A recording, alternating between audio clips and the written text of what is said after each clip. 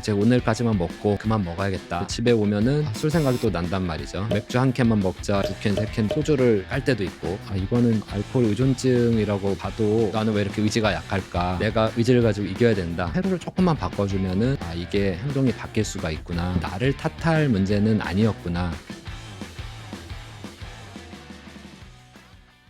많은 분들이 이제 자기가 본인이 어떤 행동을 할 때 그게 자기의 의지를 가지고 행동한다고 생각하시겠지만, 사실 우리의 행동은 상당수가 즉각적인 만족을 이제 추구하는 충동이나 이제 본능적인 욕구에 따라서 행동하는 경우가 많거든요. 아주 유명한 실험 중에서 그 마시멜로 실험이라는 게 있는데, 이제 마시멜로를 하나 놔두고 지금 먹으면 하나를 먹을 수 있고 10분만 참았다가 먹으면 이제 두 개를 먹을 수 있다. 뭐 이런 이제 실험이 있는데요. 원래 이 실험에서 이제 밝히고자 했던 바는 참을 수 있는 아이들, 이성적인 부분이 이제 강화된 사람들이 나중에 더 성공하더라. 그런데 대다수의 즉각적인 만족을 추구한 내 눈앞에 보이는 마시멜로 하나를 당장 먹은 아이, 이게 잘못됐다고 보긴 어렵거든요. 진화론적으로 보면 그게 오히려 당연할 수가 있습니다. 그게 더 생존에 유리하거든요. 일단 제가 말씀드리고 싶은 첫 번째는, 그렇게 끌려가는 게 잘못된 건 아니다. 잘못된 게 아니라는 거를 아는 게 왜 중요하냐면, 잘못됐다고 인식을 하면은 그게 나를 자책하게 되거든요. 그러면 그걸 브레이크를 걸 수 있는 게 이성적인 내 부분인데, 전두엽의 앞부분이라고 해서 전두엽이라고 하거든요. 근데 전두엽의 기능을 강화시켜야지 브레이크가 잡히는데, 이거는 내가 잘못한 거야라고 탓하면 전두엽 기능이 약해집니다. 그래서 오히려 더 충동에 더 따라가게 되거든요. 그래서 이거는 내가 잘못한 게 아니야라는 인식하는 게 첫 번째일 것 같고요. 두 번째 스텝으로 이거를 이제 우회할 수 있는 방법들을 이제 생각해 볼 수 있다. 이제 쉽게 말하면 충동에 쫓아가는 내를 내가 이겨먹겠다.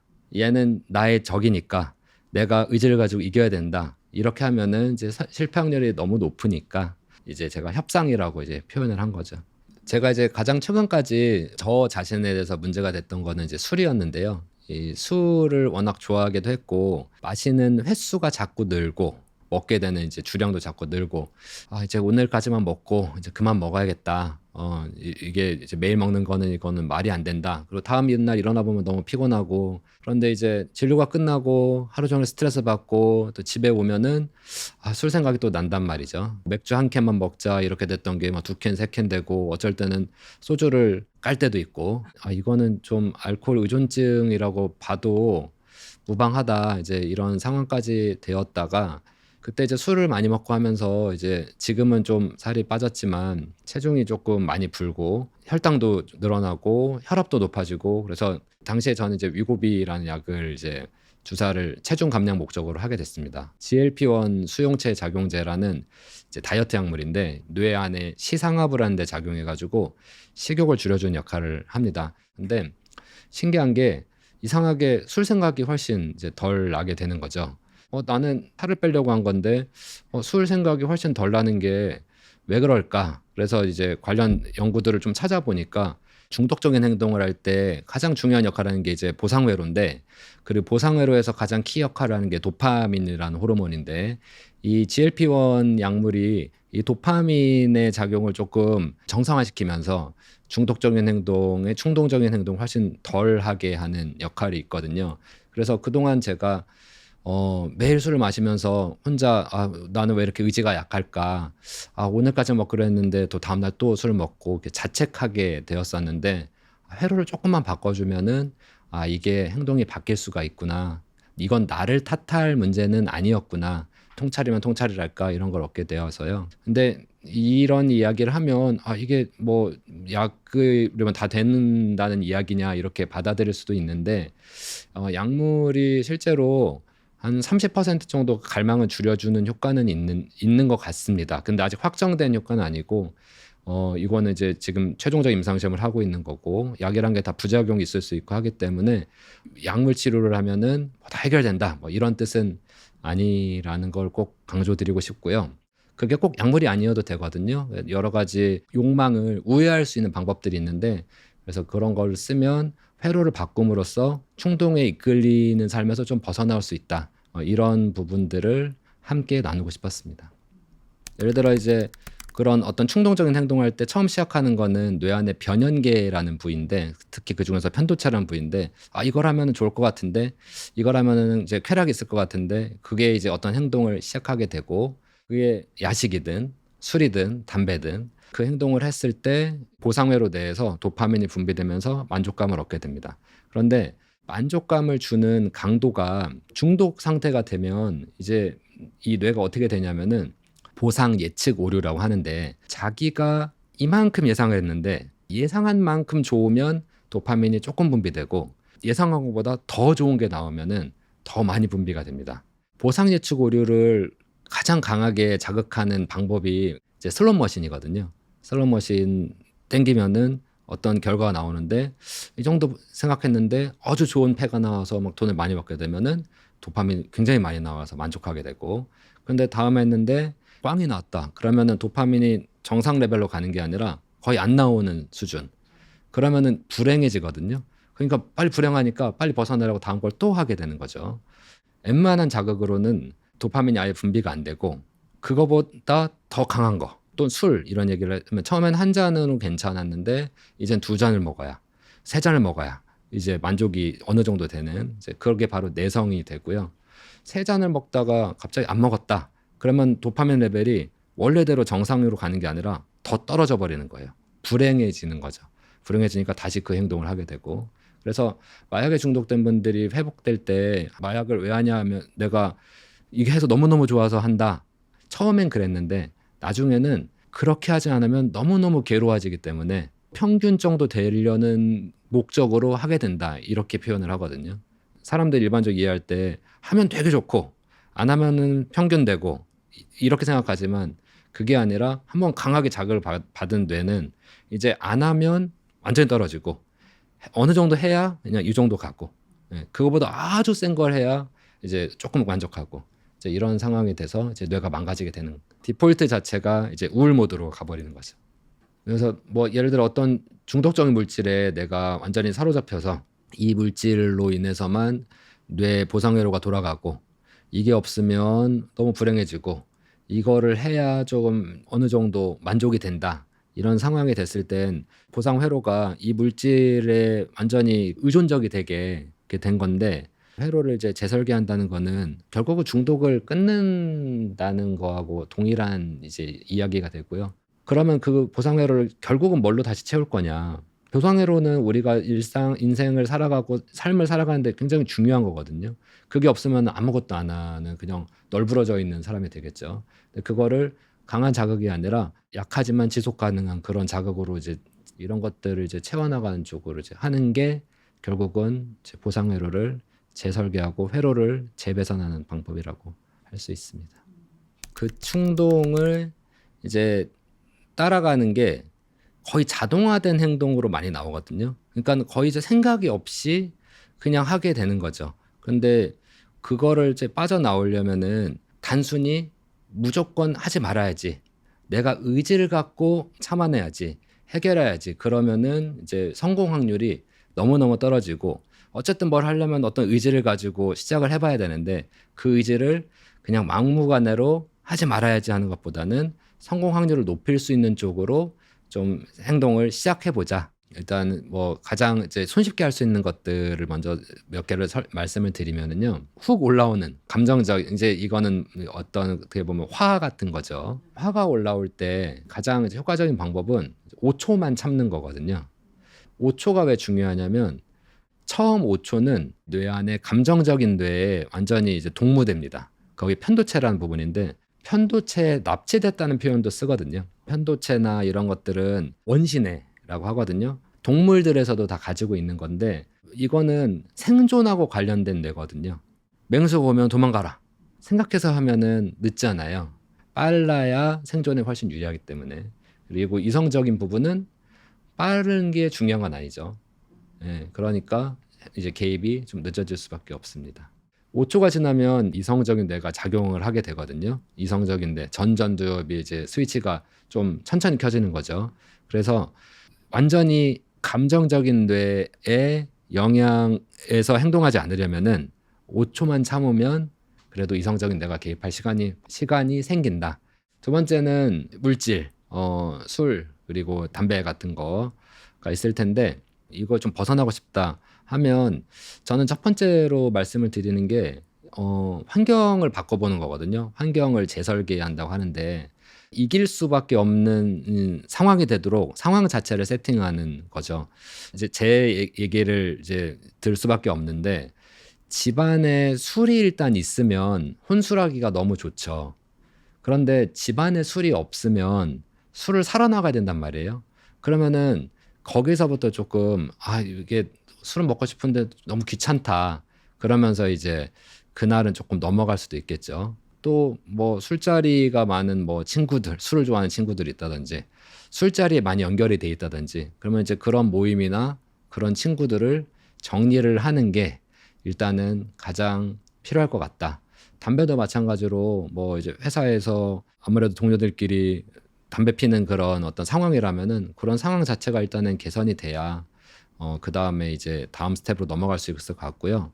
물질들은 약물 치료의 도움을 받을 수 있으면 가장 좋습니다. 뭐 담배 같은 경우는 금연 보조제들이 이제 많이 나와 있으니까 그리고 요즘에는 그런 것들을 보건소에 가면은 무료로 나눠주기도 하고 또 성공하면 심지어 뭐 선물도 주거든요. 술은 앞서 얘기 드린 GLP-1 수용체 작용제가 초기 임상 시험은 결과가 괜찮았고 최종적 임상 시험에서 이쪽으로 좋은 결과가 나오면은 알코올 중독에 대한 패러다임이 이쪽으로 완전히 바뀔 수도 있습니다. 식욕도 일종의 어떤 충동이라고 할 수가 있는데 뭐 식욕은 이제 완전히 패러다임이 비만은 더 이상 의지로 이겨낼 게 아니라 아주 쉽게 재발하고 치료하기 어려운 만성 질환인데 이제 우리는 이걸 치료할 수 있는 영역에 이제 접어들었다. 이렇게 이제 보고 있거든요. 그게 이제 GLP-1 수용체 작용제들이고요.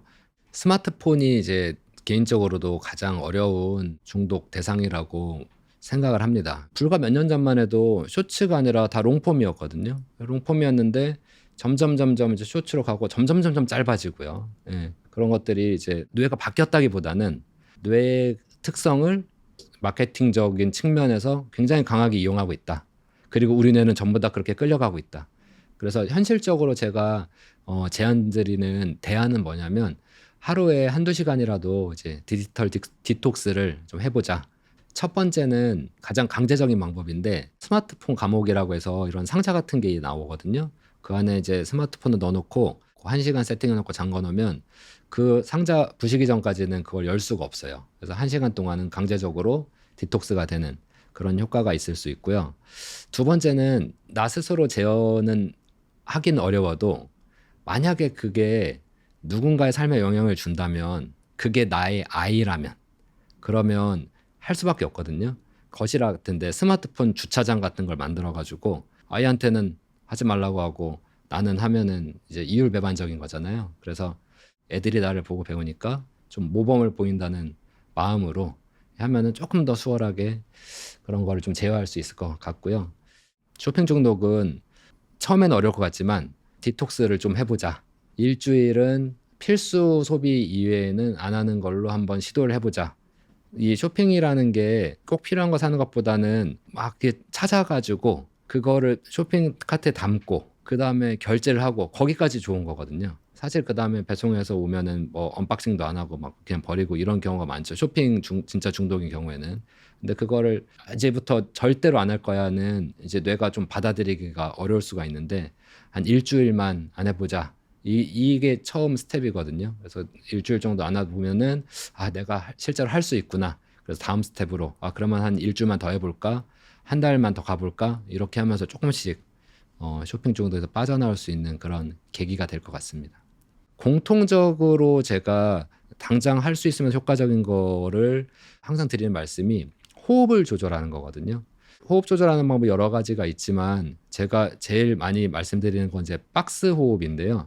박스 호흡이 별게 아니라 박스처럼 4초 동안 천천히 숨을 들이쉬고 4초 동안 숨을 참고 그다음에 4초 동안 숨을 천천히 내쉬고 4초 동안 참고 이렇게 하나의 박스를 그리는 것처럼 그렇게 해서 이제 박스 호흡을 하게 되면은 우리 몸 안에 자율신경이라는 게 있는데 자율신경 중에 우리 몸이 막 위급하고 스트레스 받고 이럴 때 활성화되는 게 교감신경이고 편안할 때 활성화되는 게 부교감신경인데 이런 천천히 호흡을 하면은 부교감신경이 활성화되면서 그게 이제 이성적인 뇌를 좀 깨우고 그다음에 감정적인 부분들을 조금 충동적인 부분을 가라앉히는 그런 역할을 하거든요.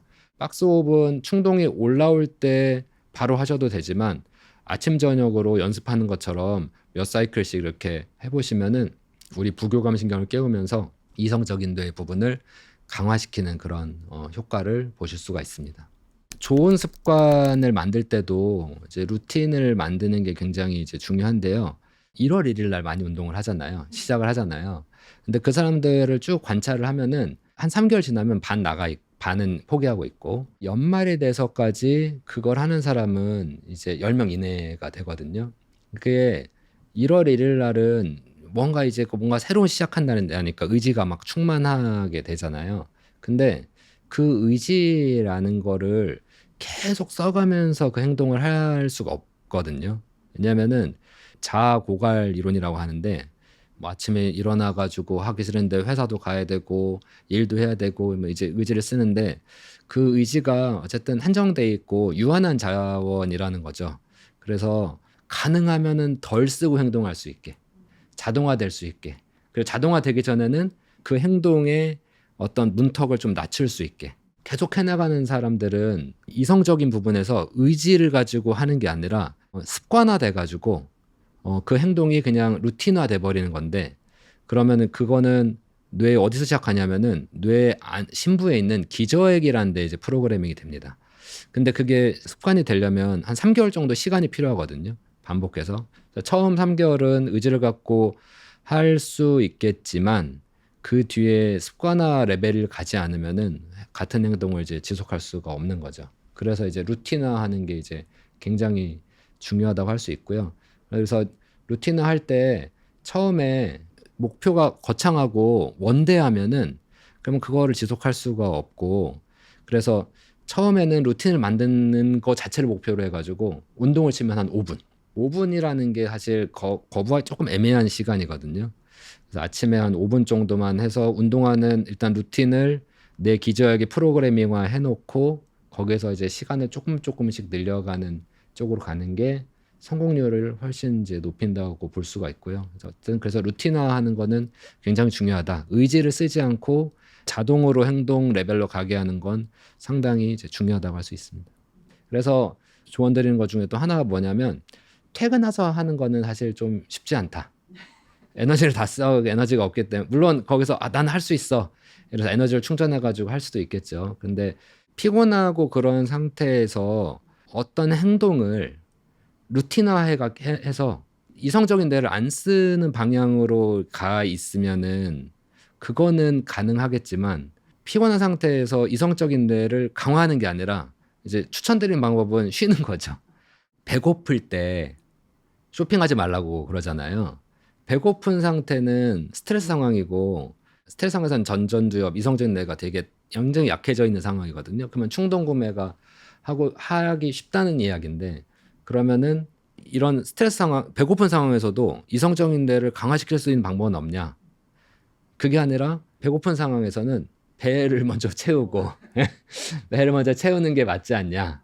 예. 아니면 배고픈 상황에서는 쇼핑하는 거 상황을 가지 않는 게 맞지 않냐? 예.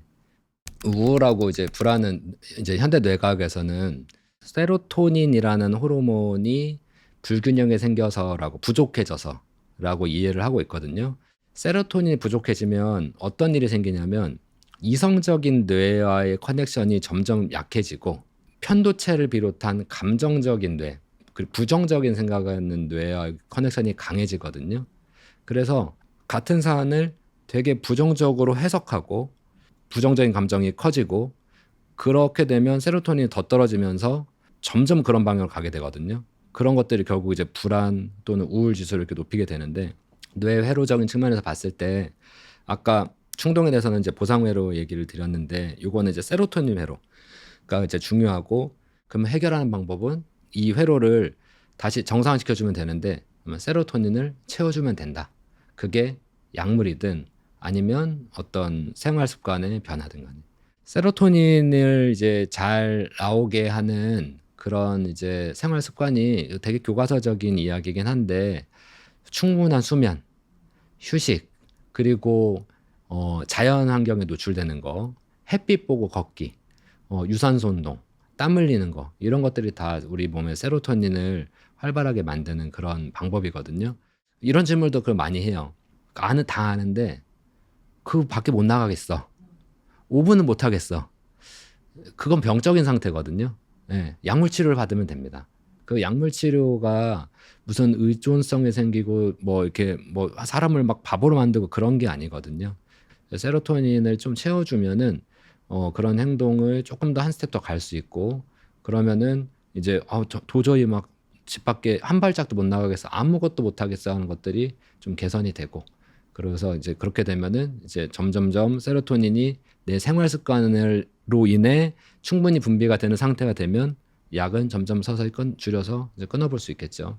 아까 GLP-1 관련해 가지고 확정된 사실이 아니었잖아요. 하지만 세로토닌은 이미 확정된 사실이거든요. 예. 약물 치료는 확실히 효과가 있고, 생활 습관 개선하는 것은 이제 조금 더 근본적이고 장기적으로 해나갈 수 있는 이제 방법이다, 이렇게 볼 수 있습니다.